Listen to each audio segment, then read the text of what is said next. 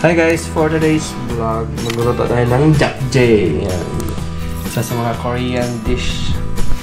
Meron tayo dito minarinate na pork and meron tayong spinach, bell pepper, carrots, and mushroom. Tapos meron tayo dito soy sauce. So, nagpainit na tayo ng pan and lalagay na tayo ng mantika, guys. Magluluto na tayo. So, ayan guys, gisahin natin yung carrots.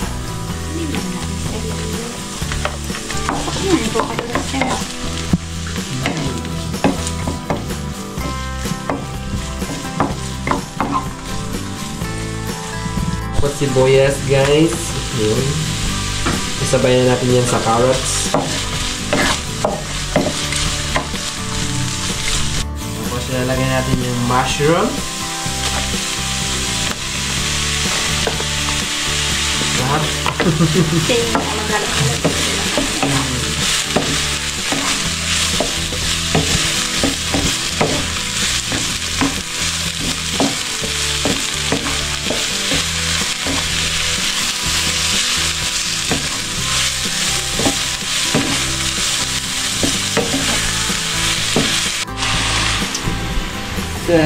Lugay natin, guys.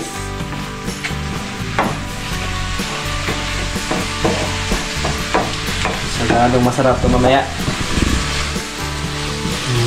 Japchae na to.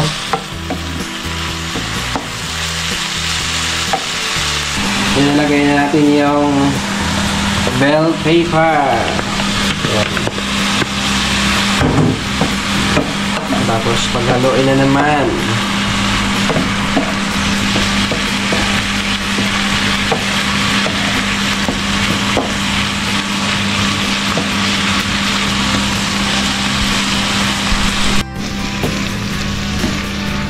Malapit na maluto ang ating hinalo-halong gulay.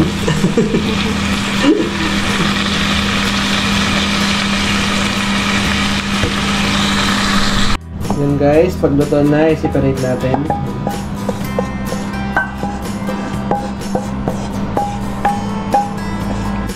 I-set aside muna natin yung ating ginisa na yan guys. Isahin natin yung ating marinate na baboy guys. Pork.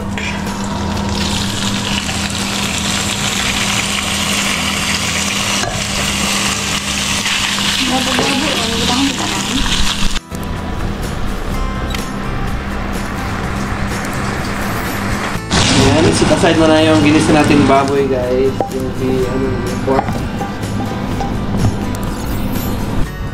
Guys, lagay natin yung magiging noodles niya guys. So, tanghon yung gamit namin dyan kasi yun lang available dito guys. So, pag naluto na nga yung ating sotanghon na to guys, ay kailangan natin itong i-set aside muna.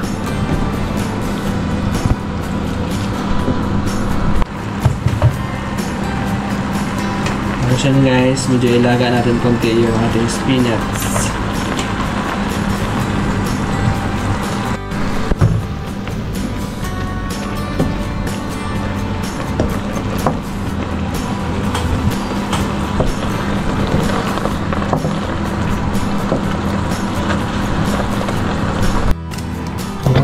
Ilagay natin yung noodles guys.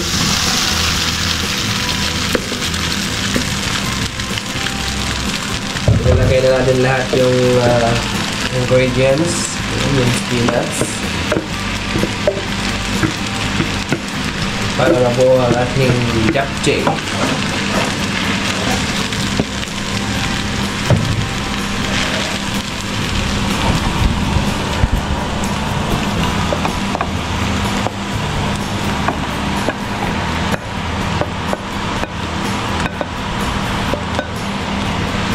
Yung ating kaninang ginisang pork and yung mga gulay-gulay niya guys, yung carrots, yung mga sauce na yan guys.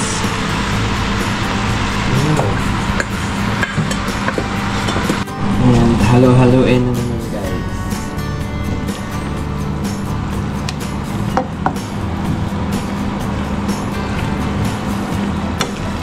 Korean japchae.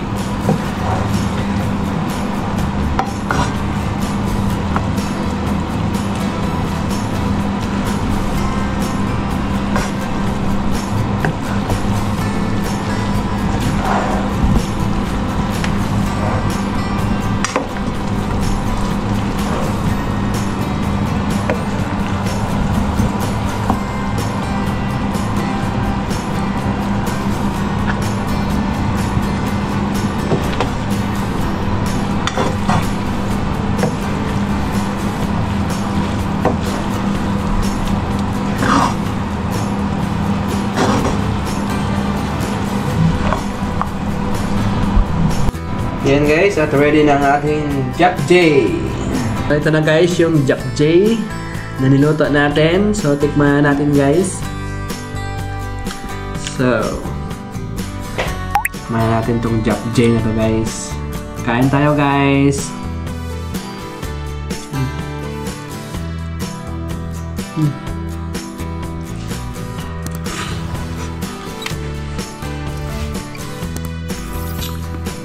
Sarap.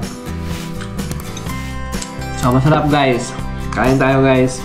So, mga hindi pa nakapag-subscribe, please subscribe my YouTube channel and don't forget to like and share. Maraming salamat guys.